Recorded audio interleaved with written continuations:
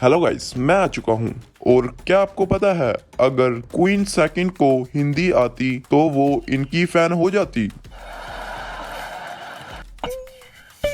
तेरा दिमाग खराब है कैसे? क्योंकि क्वीन असल में इनकी फैन थी। एंड इस शो को देखकर आप समझ ही गए होंगे कि कपिल का शो विदेशी शो की कॉपी है, पर आंखों में देसी तड़का मार के ऑडियंस को उल्लू बनाने की तकनीक कई शो मेकर्स ने की है। और जिसका एग्जाम्पल है ये, जहां एक्टर्स को बनना चाहिए था वैम्पायर, वहां उनको बना दिया गया बंदर। पर अब आप ये सब भूल जाओगे जब मैं आपको बताऊंगा कि बिग बॉस, जो इंडिया ऑडियंस का फेवरेट शो, एक इंटरनेशनल शो की कॉपी है, जो इतना फेमस है कि 50 से ज्यादा देशों ने कॉपी कर ली। कौन सा है वो देश? और ऐसे कितने विदेशी शो हैं जिसे देसी तड़का लगा के ऑडियंस को उल्लू बनाया? जानना चाहते हो तो शुरू करते हैं। Number 1, comedy nights with Kapil. Copy भी करो तो कपिल शर्मा जैसी। जी हाँ, क्योंकि जहाँ comedy nights with Kapil show के 435 एपिसोड्स रिलीज हुए हैं, वहीं दूसरी ओर जिस ब्रिटिश शो से इस शो का कॉन्सेप्ट कॉपी किया गया था, उसके सिर्फ 53 एपिसोड्स ही रिलीज हुए थे और वो शो था ये। अब हालांकि द कुमार्स एट नंबर 42 के एपिसोड्स कम बने, पर इस शो ने कंटिन्यूअसली 2002 एंड 2003 में इंटरनेशनल एमी अवार्ड्स जीता था और ब्रिटेन की रानी क्वीन एलिजाबेथ सेकंड ने तक इनकी तारीफ कर दी थी, जो थी इस शो की उन्नी यानी दादी माँ। अफसोस क्वीन एलिजाबेथ को हिंदी नहीं आती थी, नहीं तो आज वो इनकी भी फैन होती और अपने कपिल का शो भी अवार्ड्स के मामले में कुछ कम नहीं। एंटरटेनर ऑफ द ईयर और India's highest rated scripted TV show जैसे कई अवार्ड्स उसने जीते हैं। चाहे शो का कॉन्सेप्ट ब्रिटिश शो से ही क्यों ना लिया गया हो, पर शो को पॉपुलर बनाने के पीछे कपिल की भी काफी मेहनत और स्ट्रगल है। आज कपिल को सक्सेस के शिखर पर देखकर लोग अंदाजा भी नहीं लगा सकते कि great Indian laughter challenge show के जीतने के बाद उसके कैश प्राइज के पैसे से उसने अपनी बहन की शादी का खर्चा उठाया था। नंबर 2, इश्क में घायल।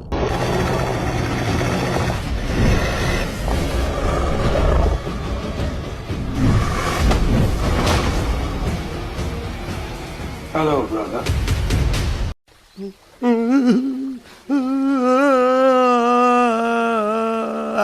ये देख के आपके भी आंखों से खून आ गया, राइट? आएगा ही।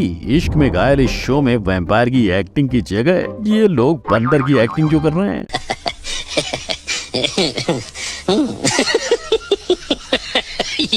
अब ऐसे एक्टिंग करेंगे तो लोग ऐसे पानी डाल के बनाया हुआ सस्ता वर्जन बोलेंगे। ये सब क्या देखना पड़ रहा है? अच्छा है मैं अंधा हूँ। पर ये पहली बार नहीं हुआ है। क्या बोला तूने? इससे भी सस्ता वर्जन इसके पहले एकता कपूर ने बनाया था, जो स्टार वन पे आया था, जिस सीरियल में उन्होंने गरीबों का रॉबर्ट पैटिसन यानी विवान डी सेना को लीड कैरेक्टर में लिया था। लेकिन कहाँ ट्विलाइट और कहाँ ये। ट्विलाइट के राइटर स्टेफनी की माने तो उन्हें उस मास्टरपीस का सपना आया था। मतलब सोचो, वहाँ लोगों को सपने भी इतने अच्छे आ रहे हैं और यहाँ हम उसको ढंग से कॉपी भी नहीं कर पा रहे हैं। तुम्हारी हर ख्वाहिश पूरी कर देता हूँ। ये एक शो कम था ट्विलाइट और टीवी वैम्पायर डायरीज के सामने इंडियन शो की नाक कटाने के लिए, जो अब ये भी आ गया। Number 3, hello friends. ये है देसी फ्रेंड्स। और अगर ये देख के फ्रेंड्स फैंस के दिल में दर्द हुआ तो अब जिस फ्रेंड्स सीरीज के लाखों दीवाने हैं, उसका ऐसा देसी वर्जन बनाना कोई बड़ी बात नहीं है। बड़ी बात तो ये है कि फ्रेंड्स का नाम ये या ये हो सकता था। यस, 6 दोस्तों के इर्द गिर्द घूमती ये कहानी सबसे पहले एनसीबी पे 22 सितंबर 1994 को रिलीज हुई थी और पूरे 10 साल यानी 2004 तक चली थी। और इंडिया के शो मेकर्स को इस शो की पॉपुलैरिटी का अंदाजा 1990s में ही हो गया था। तभी तो 1999 में इंडिया ने अपना देसी फ्रेंड्स रिलीज कर डाला। अफसोस वो ये अंदाजा नहीं लगा पाए कि उनका शो कितना पॉपुलर होगा, क्योंकि सिर्फ 6 महीने 26 एपिसोड के बाद ये शो हमेशा के लिए बंद हो गया। पर ये तो कुछ भी नहीं, पिछले साल ZEE5 पर फ्रेंड्स का रीयूनियन रिलीज होते ही बस 7 घंटे में उसे 1 मिलियन व्यूज मिले, जबकि हेलो फ्रेंड्स के 26 एपिसोड्स के व्यूज भी शायद 1 मिलियन न जोड़ पाए। Number 4, shark tank. ये शार्क टैंक इसकी कॉपी है और ये इसकी। सही पकड़े, यहाँ टीवी शो नहीं, कॉपी का गेम चल रहा है। 2001 में ड्रैगन्स डेन शो जापान में आया था, जिसे 2009 में एबीसी ने शार्क टैंक के नाम से रिलीज किया और धीरे धीरे ये इतना पॉपुलर होता गया कि इसके 14 सीजन्स तो बने, पर स्टार्टअप्स में पैसे इन्वेस्ट कर करके शायद इन शार्क्स के कपड़े उतर गए। दरअसल ये अमेरिकन शार्क टैंक अपने इंडियन शार्क टैंक से काफी डिफरेंट और अतरंगी है। तो हम क्या ऐसे बैठे हुए यहाँ पे?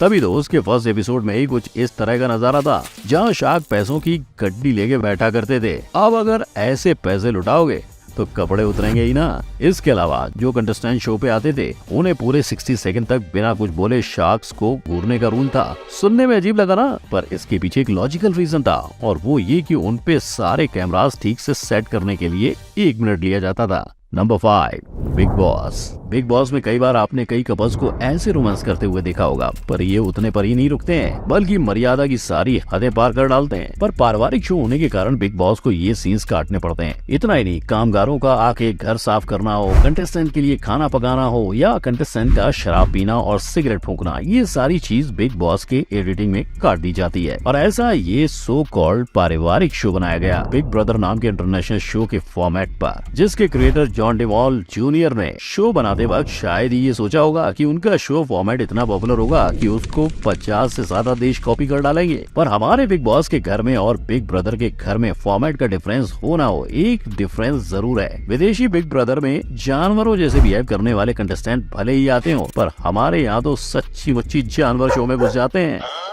नंबर 6, दिल मिल गए। रोज रोज के सास बहू के ड्रामा देख के जब व्यूअर्स बोर हो जाते हैं तो हट के टीवी शोज को सिर पे उठा लेते हैं। ऐसा ही कुछ हुआ था दिल मिल गए के मामले में। इस सीरियल में करियर और प्यार की कश्मकश कुछ इस तरह से दिखाई गई थी कि लोग इस शो के फैन बन गए। करण और ओहाना की लव स्टोरी लोगों को काफी पसंद आ रही थी, पर ये भी कोई ओरिजिनल सीरियल नहीं है।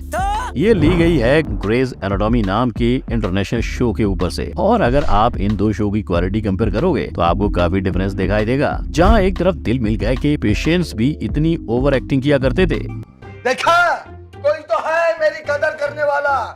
इसने मेरी 34 फिल्में 35 नाटक का एक्सपीरियंस इसको भी है?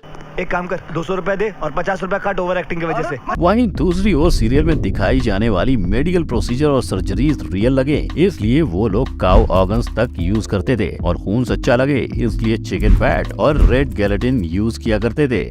Number 7, the office. ऐसे कई लोग हो सकते हैं जिन्होंने द ऑफिस शो ना देखा हो, पर ऐसा कोई नहीं होगा जिसने ऑफिस के मीम टेम्पलेट ना देखे हो। ये एक कॉमेडी अमेरिकन सिटकॉम है जो ऑफिस एम्प्लॉइज की लाइफ पे बनाया गया था और NBC पे आया करता था। लोगों को ये शो इतना पसंद था कि 9 सीजन वाले इस शो को लोगों ने मार्च 24, 2005 से मई 16, 2013 तक देखा था। और लोग देखते कैसे नहीं, ये सिटकॉम बाकी शो से अलग था। शो के कैरेक्टर्स व्यूअर्स और अपने बीच की दीवार को तोड़ते हुए सीधा ऑडियंस से बात करते थे। तो बस इंडिया ने आओ देखा ना ताओ और इस वर्ल्ड फेमस कॉमेडी शो का कॉपी बना डाला। No, God! और अब तो ये हो गई कि शो के क्रिएटर्स ने इसकी ऐसी कॉपी की कि शो का नाम तक बदलना जरूरी नहीं समझा। शायद इसी वजह से ये शो फ्लॉप रहा, जिसमें सिर्फ 27 एपिसोड्स बने, जबकि दूसरी ओर अमेरिका के द ऑफिस के 201 एपिसोड्स रिलीज हुए थे। नंबर 8, जस्सी जैसी कोई नहीं। हमेशा हम देखते आए हैं कि सीरियल की हीरोइन ऐसी होती है जिसे देख के बस लोग यही बोलते रहते हैं, आइए देख, मजा आएगा। माफ करना, उधर निकल जाता हूँ।